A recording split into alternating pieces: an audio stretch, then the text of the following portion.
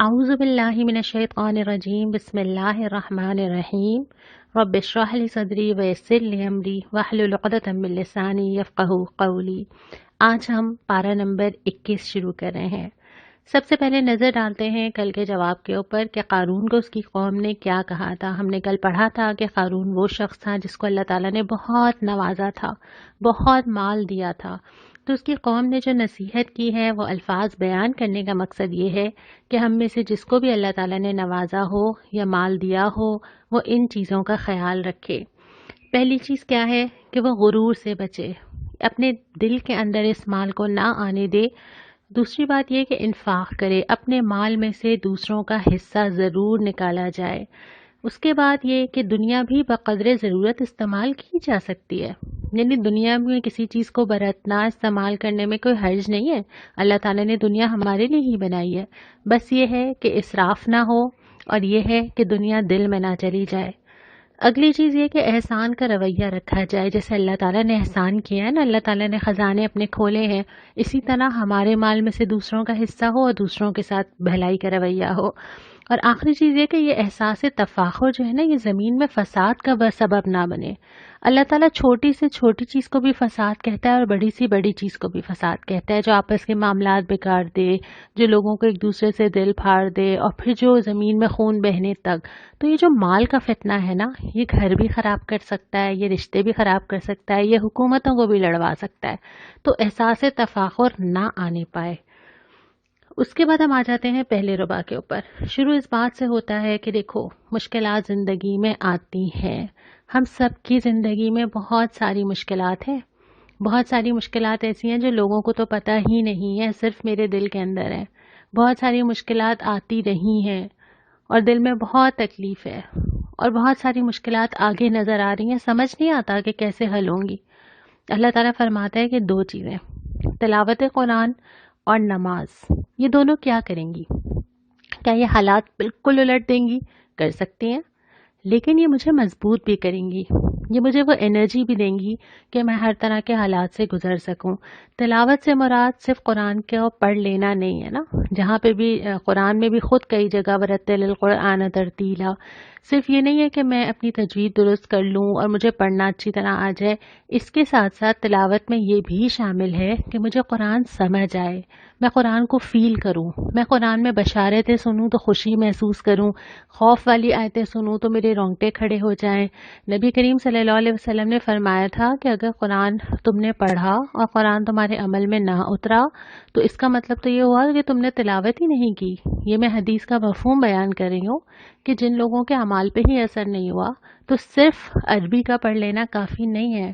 اسی لیے تو کہا جاتا ہے، بلکہ یہ بھی حدیث ہی ہے نا کہ القرآن حجت لک او علیک، یا قرآن تمہارے حق میں گواہی دے گا کہ تم نے کیا کیا، یا قرآن تمہارے خلاف گواہی دے گا قیامت کے دن کہ تم نے اس کے ساتھ کیا کیا۔ دوسری چیز ہے نماز، اور اس کی اگلی ہی آیت میں یہ بھی آ گیا ہے کہ نماز فحاشی اور برے کاموں سے روکتی ہے۔ نماز کرتی کیا ہے؟ نماز دن میں کئی دفعہ بریک لگاتی ہے۔ ہر کچھ گھنٹوں کے بعد آدمی کھڑا ہو کے اللہ تعالیٰ کے سامنے بات کرتا ہے اور کہتا ہے کہ آپ کی ہی عبادت کرتے ہیں، صرف آپ سے مدد مانگتے ہیں، سیدھا راستہ دکھا دیجئے۔ پھر کھڑا ہوتا ہے، پھر جھکتا ہے، پھر سجدے میں جاتا ہے، بار بار کہتا ہے اللہ سب سے بڑا ہے، اللہ اکبر، اللہ اکبر۔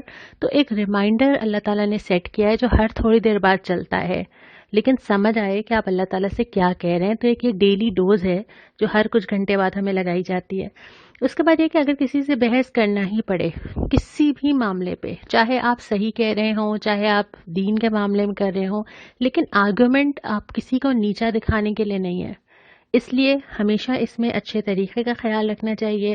پھر اللہ کی کتاب اللہ کی بہت بڑی نشانی ہے، کیونکہ نبی کریم صلی اللہ علیہ وسلم تو امی تھے اور آپ تو خود لکھ نہیں سکتے تھے۔ اس کے بعد یہ کہ اللہ کی بندگی کے لیے ہجرت کا اشارہ دیا گیا ہے کہ اللہ کی زمین اتنی بڑی ہے، یہ کوئی ضروری تو نہیں ہے کہ تم اسی باؤنڈری میں رہو اگر دین پہ چلنا مشکل ہو۔ تو اصل چیز سیٹل ہونا، فائنانس سے زیادہ اصل چیز یہ کہ اپنے دین کو بچانا ہے۔ آگے یہ بھی فرما دیا کہ رزق کا وعدہ اللہ کا ہے نا، اللہ رزق دیتا ہے، جانوروں کو بھی دیتا ہے، تمہیں بھی دے دے گا۔ اس کے بعد یہ کہ اللہ نیکوکاروں کے ساتھ ہے۔ ایک دفعہ نیکی پہ قدم رکھو، پھر دیکھو اللہ تعالیٰ کیسے مدد کرتا ہے۔ یہاں پہ یہ صورت مکمل ہوتی ہے، سورہ روم شروع ہوتی ہے۔ سورہ روم جن حالات میں آئی ہے، مسلمان مسائل کا شکار ہیں، سوچ رہے ہیں کیا کریں، حبشہ کی طرف ہجرت کرنے والے ہیں، یعنی کہ اپنی جگہ چھوڑ رہے ہیں، اپنے شہر میں نہیں رہنے پا رہے، اور اللہ تعالیٰ بشارت دیتا ہے کہ ابھی تم دیکھنا روم فتح ہو جائے گا۔ روم ایک بڑی ریاست تھی، عیسائی ریاست تھی، جس پہ ایرانیوں نے قبضہ کر لیا تھا، اور مسلمانوں کی ہمدردیاں روم کے ساتھ تھیں۔ تو جب یہ بشارت آئی تو بڑا مذاق بنا کہ ارے اپنے گھر سے باہر جا رہے ہیں اور بشارتیں بڑی بڑی۔ لیکن پھر کیا ہوا، 10 سال کے اندر یہ پوری ہو گئی۔ تو کبھی کبھی یہ ہوتا ہے کہ چیزیں ہمیں لگتا ہے کہ آج ہم نے مانگا ہے جلدی سے سامنے آ جائے گا، اللہ نے یہ وعدہ کیا بس نیکسٹ مومنٹ ہو جائے گا۔ اللہ آپ کو بھی ٹائم دیتا ہے اور خود بھی دیکھتا ہے کہ آپ کیا کرتے ہیں، اور پھر آہستہ آہستہ وہ چیزیں نظر آتی ہیں۔ پھر اس کے بعد فرمایا کہ جو مادی ترقی ہے نا، یہ ایکچولی فلاح ہے نہیں، جس میں آپ لوگوں کو جج کرتے ہیں کہ دنیا میں یہ کامیاب ہو گئے، اللہ کے نزدیک یہ کامیابی نہیں ہے۔ اس کے بعد یہ ہے کہ اپنے رب کی تسبیح کرو، نماز کا ذکر کیا گیا یہاں پر، اور اس کے بعد اللہ کی وہی نشانیاں دہرائی گئی ہیں جو ہم نے پہلے پڑھی تھیں، بارش، زمین، آسمان، موت، بجلیوں کا کڑکنا، بادلوں کا آنا، اللہ کا انسان کو تخلیق کرنا۔ اس کے بعد دوسرے ربع کے اوپر آ جاتے ہیں، فرمایا گیا بس ایک کام کر لو، تم ایک چیز یکسو ہو کر اپنے آپ کو دین پہ جما دو، بس پھر جو آسانی آئے گی، جو مشکل آتی ہے وہ اللہ کی طرف سے آتی ہے، یہ یقین کر لو، اور اس راستے سے اللہ کی ہمت، اللہ کی دی ہوئی مدد کے ساتھ گزر جاؤ۔ پھر دوسرے انسانوں کے ہم پر حق کا ذکر کیا گیا ہے کہ تمہارے اوپر حق ہے، سب سے پہلے تمہارے رشتہ داروں کا، اس کے بعد مسکین کا، اس کے بعد مسافر کا، بلکہ اور ہمیں جب حدیث میں تفصیل ملتی ہے تو کسی شخص نے اگر آپ کے ساتھ صرف سفر بھی کیا ہے نا، ساتھ والی سیٹ پہ بیٹھ کے، اس کا بھی آپ کے اوپر حق ہے کہ آپ اس کو اپنی ذات سے خیر دیں۔ اس لحاظ سے اگر ہم لسٹنگ کریں تو کتنی بڑی لسٹ بن جائے گی، لیکن سب کو حق کیوں دینا ہے؟ اس لیے نہیں دینا ہے کہ میں جو کروں گی لوگ کیا کریں گے میرے ساتھ، ریٹرن کی کوئی توقع، کچھ ایکسپیکٹیشنز نہیں ہے، اللہ کی خوشنودی اور فلاح، اور اس چیز کی گارنٹی ہے کہ یہ مل جائے گی۔ دوسری چیزیں نہیں ملتی نا، آپ کسی کے ساتھ اچھا کریں ریٹرن نہیں ملتا، اور ہم کیوں ایکسپیکٹ کریں کہ ریٹرن ملے؟ آپ کو تو اللہ کی خوشنودی چاہیے تھی، وہ تو مل جائے گی، اللہ تعالیٰ نے گارنٹی دے دی ہے۔ یہ ٹارگٹ سیٹ ہوگا تو پھر چیزیں کرنا آسان ہو جاتا ہے۔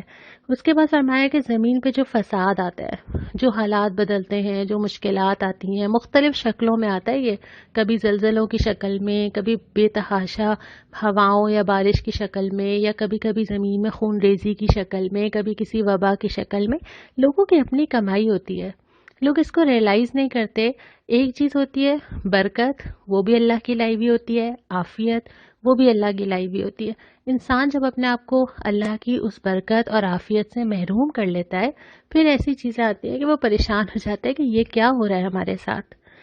اس کے بعد فرمایا کہ مومنین کی مدد اللہ پر ان کا حق ہے، یعنی اگر کوئی اللہ کے راستے پہ قدم رکھ دے گا تو اللہ نہیں چھوڑے گا اس کو۔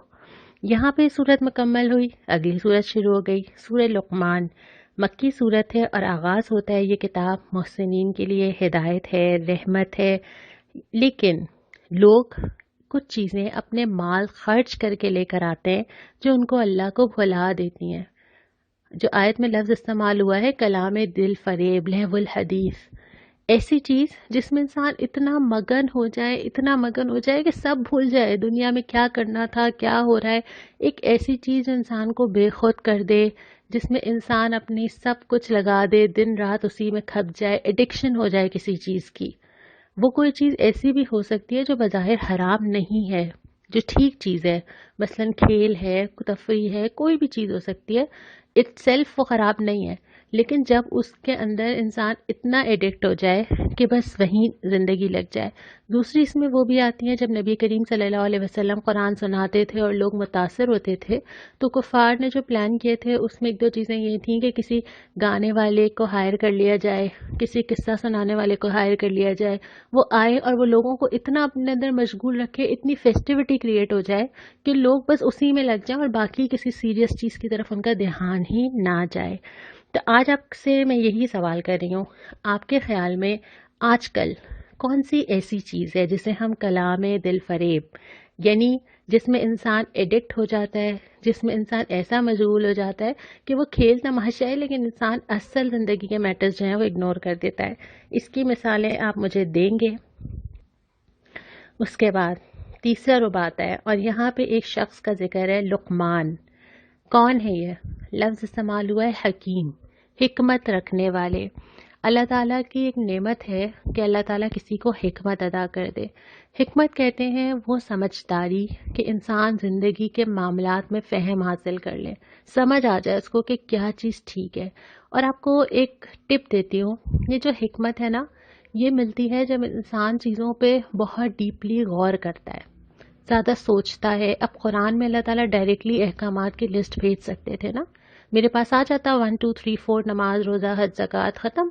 لیکن اللہ تعالیٰ نے اتنی گفتگو، ابھی تک جتنا آپ نے قرآن پڑھا ہے، آپ نے دیکھا ہوگا کہ اگر ہم ایک سے پارہ پڑھتے ہیں تو اس میں آدھے سے زیادہ ایسا ہوتا ہے جس میں اللہ تعالیٰ نشانیاں، کویشچنز، آنسرز، کمنٹس. کیوں نہیں سوچتے؟ کیا تم غور نہیں کرتے؟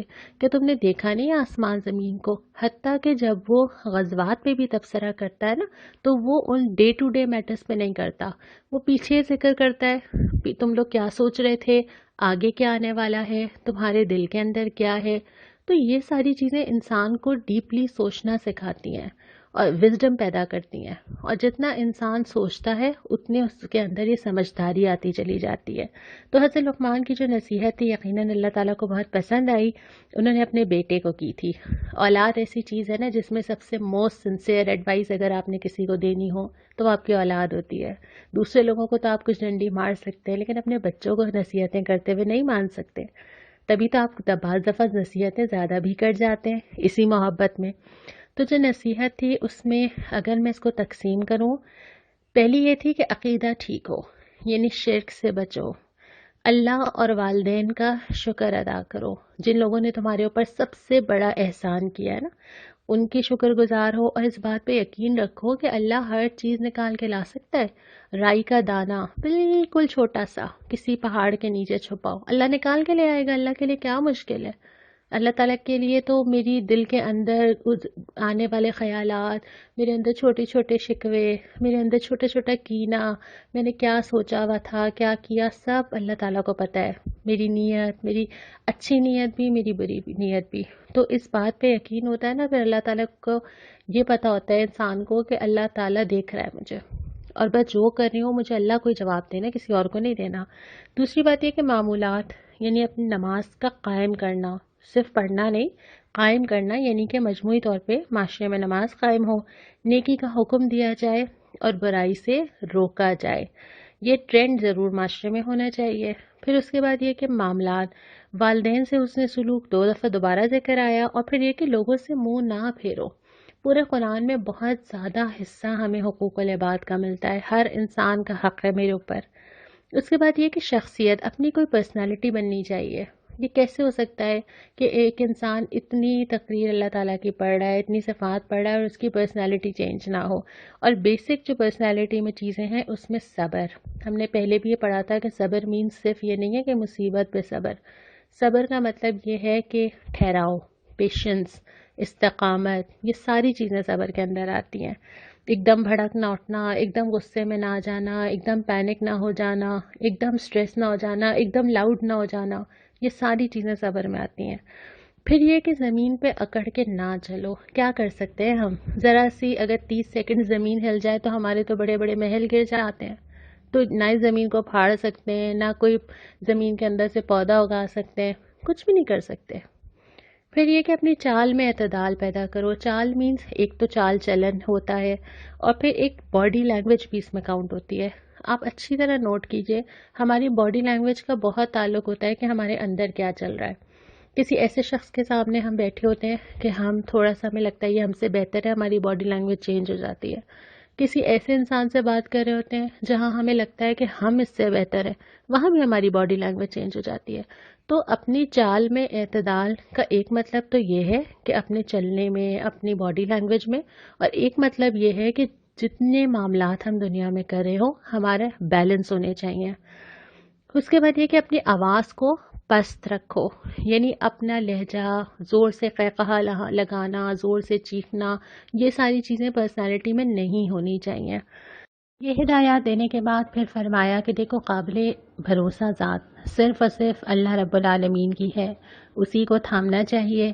اسی لیے اگلی ہدایت یہ ہے کہ اللہ کا تقوی اختیار کرو، آخرت سے ڈرو، کوئی تمہیں دھوکہ نہ دینے پائے، چاہے وہ دنیا ہو، شیطان ہو، انسان ہو، تم خود ہو۔ پھر کوئی نہیں جانتا کہ کیا ہونے والا ہے سوائے اللہ کے، یہ بھی نہیں پتا کہ میں نے اور آپ نے مرنا کہاں ہے، ہمیں یہ بھی نہیں پتا۔ ہم خود سسپینس میں کہ اچھا 1 سال باقی ہے، 10 سال باقی ہے، ہمارا علم اتنا محدود ہے کہ ہم تو کچھ اپنے بارے میں بھی نہیں جانتے نا، اسی لیے دیکھنا پڑے گا اس ذات کی طرف جس کا علم لامحدود ہے، جو آگے آنے والی چیزوں کو بھی جانتا ہے۔ پھر سورۃ سجدہ میں اسی لیے دوبارہ مکی صورت ہے، جب آغاز ہوتا ہے تو کہا جاتا ہے کہ یہ کتاب رب العالمین کی طرف سے ہے، تمام جہانوں کا رب، جس کی نشانیاں آس پاس بکھری ہوئی ہیں، اور پھر فرمایا کہ جو اللہ کو بھلا دے گا اللہ بھی اس کو بھلا دے گا۔ تم نے اپنی زندگی میں اللہ تعالیٰ کو کہاں رکھا ہوا ہے، کتنا یاد رہتا ہے، دن میں کتنی بار یاد رہتا ہے؟ تو جیسا اللہ تعالیٰ کے ساتھ معاملہ میں کر رہی ہوں، اللہ تعالیٰ ٹھیک ٹھیک یہی معاملہ میرے ساتھ کرے گا۔ پھر اللہ پہ ایمان لانے والوں کی نشانیاں ہیں، سجدہ کرتے ہیں، تسبیح کرتے ہیں، تکبر نہیں کرتے، راتوں کو پیٹھیں ان کی بستروں سے الگ رہتی ہیں، اپنے رب کو پکارتے ہیں لالچ کے ساتھ اور خوف کے ساتھ، اور اس کے دیے ہوئے رزق میں سے خرچ کرتے ہیں۔ پھر فرمایا کہ بڑے عذاب سے پہلے ہم چھوٹے چھوٹے عذاب لاتے ہیں، شاید لوگ پلٹ آئیں۔ یہاں پہ صورت مکمل ہوتی ہے اور سورہ احزاب جو کہ مدنی صورت ہے وہ شروع ہوتی ہے چوتھے ربع کے اندر۔